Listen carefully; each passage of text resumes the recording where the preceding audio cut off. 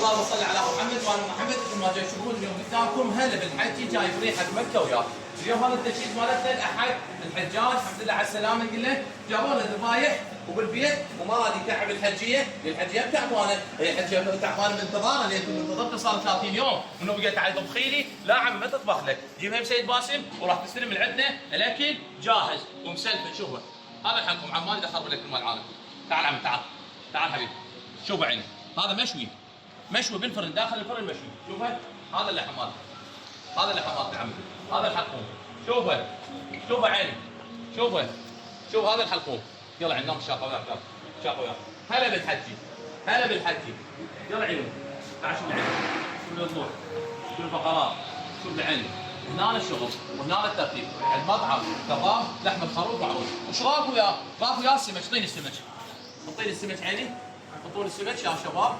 يلا عيني راح يقول سيد اليوم الصينيه مالتك فاهيه ما فيها مرق، المرق راح وياه اجى الرجال واخذه المرق وياه. يلا عيني عند مطعم كباب سيد باسم يعني لحم الخروف معروف بغداد الكرخ الدولعي نزل جسر خطيب على جوجل على الجي بي اس بس اكتب مطعم كباب سيد باسم يجيك فورا. الف هلا مرحبا.